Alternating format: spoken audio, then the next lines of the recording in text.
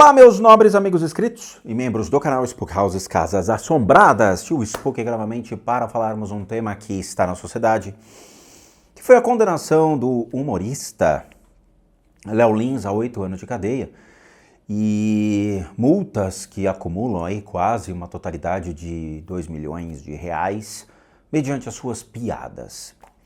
A piada hoje pode matar como um fuzil. Será que é isso, então, que aqueles que condenaram ele pensaram? Vamos entender sobre a ótica da psicanálise, vamos entender sobre a ótica da sociedade. Antes de mais nada, deixa eu fazer com que as pessoas entendam. Eu, Rodrigo, sou um psicanalista com 2 especializações em psicanálise, neurocientista, neuropedagogo, tenho docência em ensino superior, bem como outras graduações, pós-graduações que possam contribuir com esse conhecimento, bem como 2 especializações em ciências políticas e em direito. Sim, fiz tudo isso. E a gente, quando começa a entrar nessas matérias, temos que entender o viés de muitas pessoas para entender o que está por detrás de uma sentença como essa. Léo Lins é um comediante ácido, ele é um comediante que faz piadas sobre todos os aspectos de uma sociedade, onde ele vê mudanças de comportamento e ele afronta as mudanças de comportamento. Historicamente, nós tínhamos o humor dos Trapalhões, que era um humor complicado para a televisão hoje, onde nós tínhamos apelidos pejorativos racistas, nós tínhamos xenofobia, tínhamos questões complicadas apresentadas, né? A questão do paulista, do carioca, a questão do malandro, a questão do nordestino e todos os aspectos dentro de uma sociedade colocadas dentro de um humor que passava às 8 horas da noite na Rede Globo, acho que antes do Fantástico ou depois do Fantástico. Bom, eu assisti aquele humor, mas nunca me afetou, nunca me levou ao racismo ou qualquer tipo de preconceito. Eu sabia que aquilo não era uma realidade, que se eu afrontasse qualquer pessoa com termos racistas ou colocasse aquilo para fora, eu estaria afetando o caráter de uma pessoa. Com a mudança do humor e a sociedade, então, começando a observar, vamos dizer, uma pessoa obesa como uma pessoa com deficiência séria e que precisa de tratamento. O racismo velado antes, né, da gente ter ali um político racista subir no púlpito e propagar o racismo, pois o racismo de 2 anos para cá estourou de uma maneira monstruosa no Brasil. Então nós tínhamos um racismo velado e hoje temos um racismo mais explícito. Nós temos, sim, uma versão dentro do Brasil entre o norte e sul, como já foi visto nas eleições, né? O sul querendo se separar do norte. Então, temos um viés muito complicado dentro de uma sociedade, além, obviamente, de todos os crimes vistos pela direita, pela esquerda, onde os comediantes têm um prato cheio para poder se esbaldar sobre esses pilares de uma sociedade. Né? A questão da homossexualidade, a questão da transfobia, essa questão dos pronomes, inversões de pronomes e tudo mais. Eu sou um espectador dentro deste mundo e eu só observo e eu não faço parte disso. Não acompanho o Léo Lins, eu detesto essas piadas, mas ele tem um público dele. O Léo Lins, ele foi exatamente o bobo da corte. O problema é que ele foi o bobo da corte contra a corte. E ninguém fala sobre isso. Léo Lins, ele provocou o Estado. Léo Lins provocou as estruturas morais e éticas que estavam sendo construídas pós esse período, então, dos Trapalhões, onde realmente uma pessoa obesa deixou de ser algo caricato e o ponto de referência, porque sempre a pessoa obesa é o ponto de referência, né? Onde a loja tal é do lado daquele gordo. É sempre assim. Se você entra no elevador e sente o cheiro de pum, você vai olhar pro gordo. Você não vai olhar para a menina que está do lado dele, você vai olhar para o gordo. E isso daí não é uma comédia, isso é fato. Isso são aspectos da sociedade. O Léo Lins, então, aproveita essa questão da fragilidade e fala, vocês são os babacas, eu vou fazer piada com cadeirante, eu vou fazer piada com negros, eu vou fazer piada com brancos, eu vou fazer piadas com amarelos, com todo mundo. E ele faz, mexendo então em uma estrutura de uma sociedade, o qual a sociedade não gostou. Exatamente por quê? Porque a sociedade então se colocou fragilizada dentro desse cenário, vendo que uma pessoa obesa é uma pessoa doente, que uma pessoa cadeirante precisa de um máximo de um respeito e de uma infraestrutura para poder trafegar numa cidade que não tem estrutura para esse tipo de gente, pessoas com deficiência e tudo mais. Léo Lins então passa a fazer piada. E aí, como diria o Hélio de la Penha, né, um grande humorista do Cacete Planeta, que escrevia para o TV Pirata. Quem não assistiu o TV Pirata eu recomendo que assista, porque é uma obra-prima da comédia no Brasil, bem como o próprio stand-up do Chico Anísio, que eu recomendo muito, que não é um stand-up, chama-se Monólogo, que passou em preto e branco na Record. Eu recomendo que assistam para ver o tipo de humor diferente. O limite do humor, então, ele passa a ser quando você tem dinheiro para pagar um bom advogado e sai de uma situação que você se complicou. O Léo Lins, ao estremecer então os pilares de uma sociedade, ele se coloca então como não o bobo da corte, mas o bobo que vai contra a corte. A Idade Média, ela foi repleta então de reis que possuíam então os seus humoristas, os seus malabares, aqueles que faziam então toda a corte rir e se divertir. Todo mundo sabe que na Idade Média existia isso. O bobo da corte era aquele que fazia as pessoas rirem, fazia as pessoas chorarem e também contava algumas verdades sobre a sociedade da época. Existiam os teatros de maledicência que foram impressos pela própria prensa de Gutenberg, que foi então aquela que imprimiu a Bíblia. Os teatros de maledicência eram aqueles que faziam culto ao diabo, culto ao demônio, bacanais, cerimônias, festas, orgias, e publicavam isso. Aqueles cabarés da Idade Média, quem assistiu muitos filmes da Idade Média sabe que existiam essas tabernas repletas então de mulheres dançando, nuas e festas e tudo mais. O que nós temos hoje é um grande tapete onde as pessoas colocam sua sujeira embaixo e ninguém vê, como a gente está vendo os escândalos do INSS, os desvios de dinheiro público, deputados que propagavam então a sua moralidade e que na verdade têm familiares sendo aí presos por tráfico de drogas, né? Então vocês percebem que a sociedade ela é completamente frágil em seus aspectos. E o Léo Lins então se esbalda com isso. Ele então utiliza-se de um humor ácido para mostrar os seus erros. A questão é, dentro de diversos aspectos colocados, no viés de uma sociedade, Léo Lins ele é um criminoso. Por quê? Porque grupos de uma sociedade que sejam grupos de pessoas que possuem sua obesidade, possuem deficiências físicas, deficiências mentais, possuem grupos específicos que se colocaram então vulneráveis mediante as piadas, processaram Léo Lins. Alguns ganharam, outros perderam, mas a vida é assim.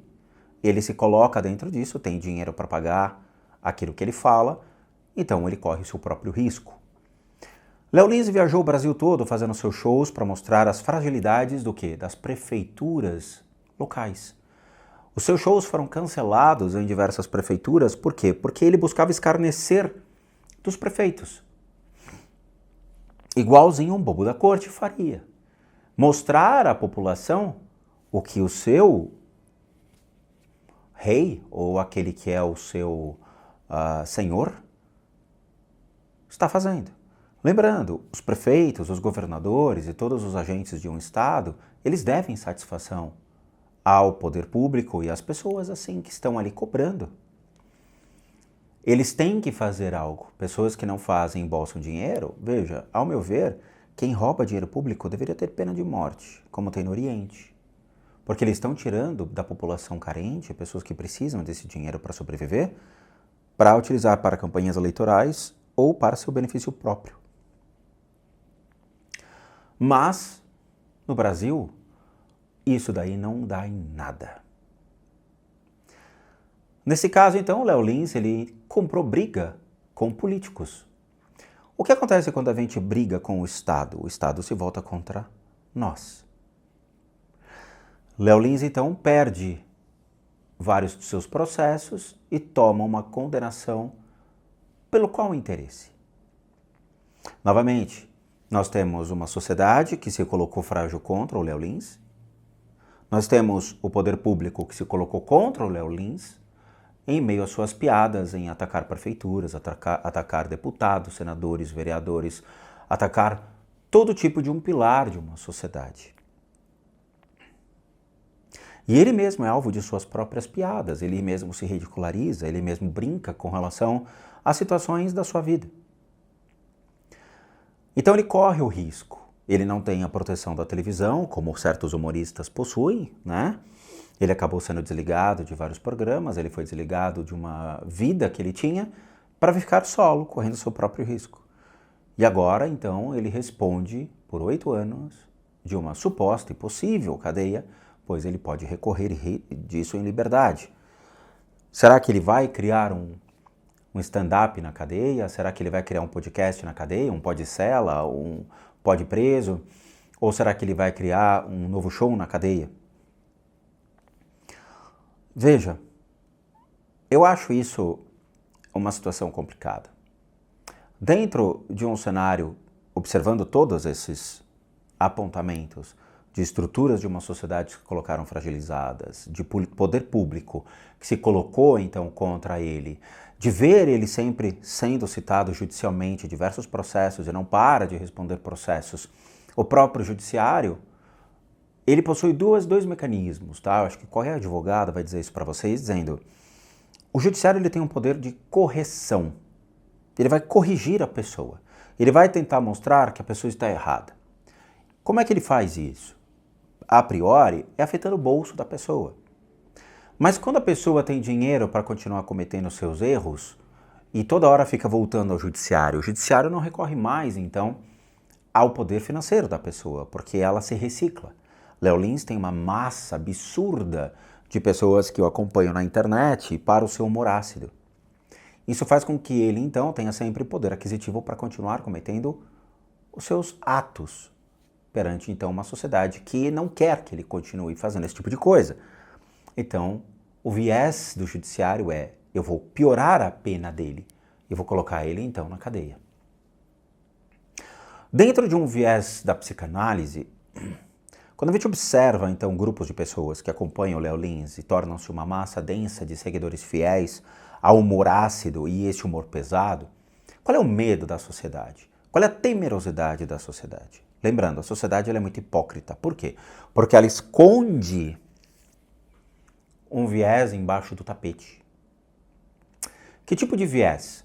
A sociedade sempre teve consumo de drogas, armamentos, prostituição, políticos corruptos, sempre teve em situações em que as coisas aconteciam. Crimes batendo na porta sempre de gente do colarinho branco e tudo mais.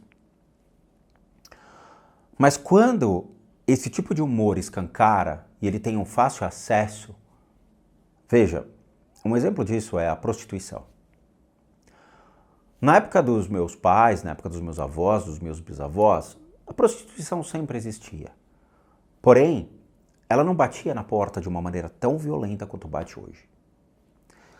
Hoje, você, por um site, você consegue chamar uma garota de programa para vir na sua casa, ou um garoto de programa para vir na sua casa. Eu lembro que uma vez eu estava usando o Waze Estava perdido em São Paulo, coloquei o Waze e tal, quando eu coloquei, apareceu, garotas de programa, hotel. Eu falei, que porra é essa? No próprio Waze tinha um anúncio de garotas de programa pela redondeza que eu estava passando.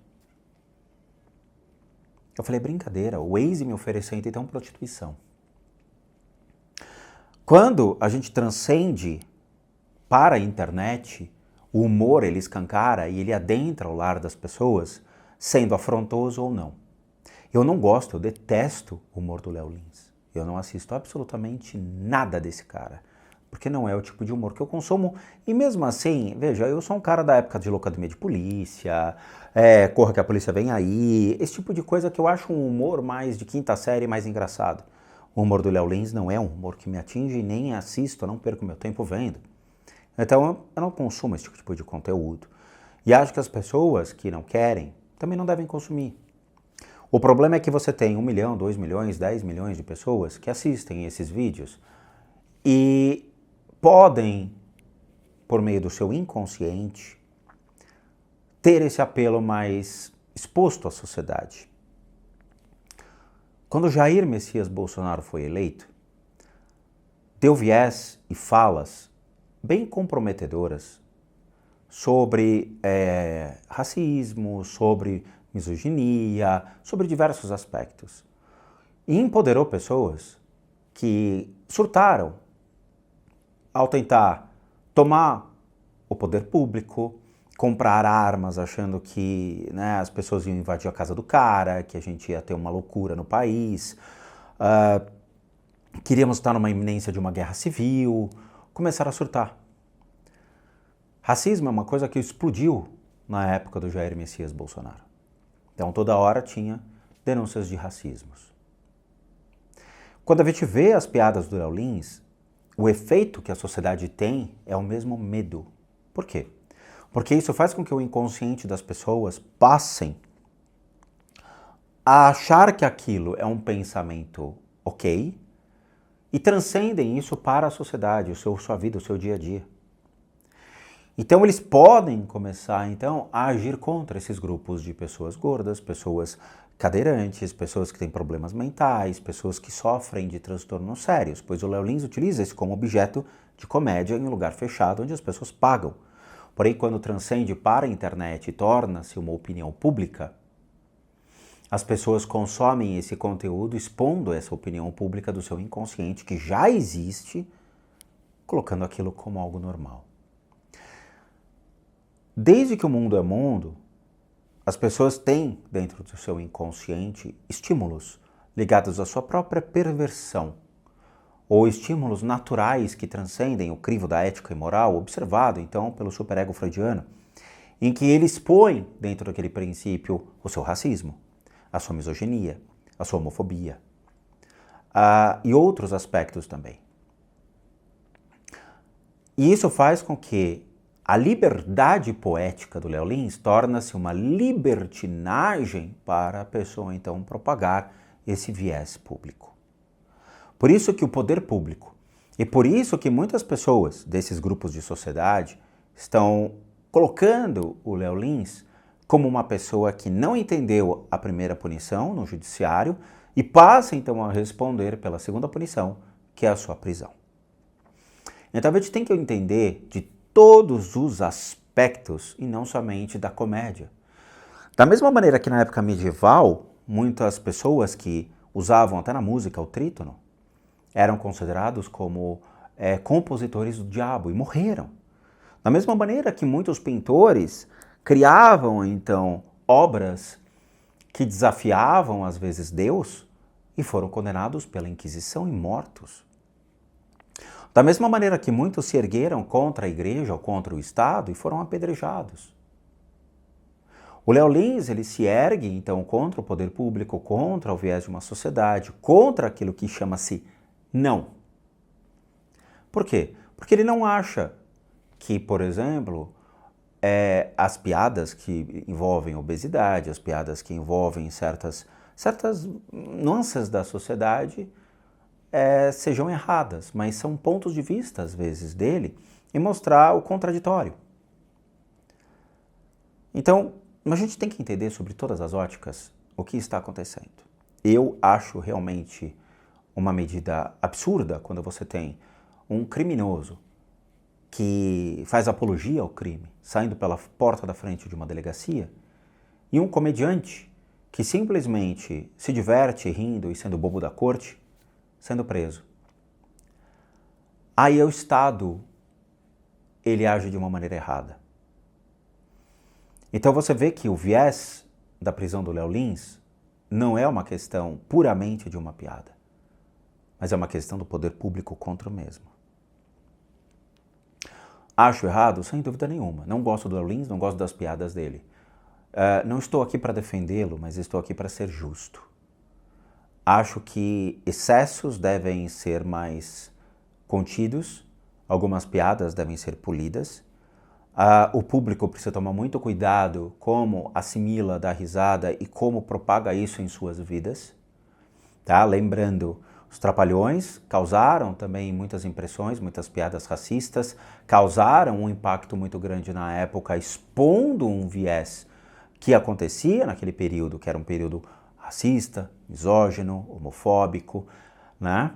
E que isso é um assunto para outro vídeo, mas que a gente precisa também agir com muita cautela. Muitas pessoas tiveram que ser corrigidas com relação a isso, tá? Eu mesmo aprendi muita coisa com as pessoas inscritas no meu canal. Eu tinha um viés muito errado entre o que era uma opção e uma orientação sexual. Eu não sabia disso. Eu fui aprendendo com aqueles que realmente me corrigiram. E hoje eu vejo que existe uma diferença. E como psicanalista, a gente tem que aprender que uma pessoa obesa é um grande desafio para ela, muitas vezes, entender o que aconteceu com ela. Pode ser sem vergonhice, como as pessoas colocam. A grande maioria pode ser transtornos, traumas, medos, inseguranças, fuga de uma realidade. A gente não sabe o que está atrás disso.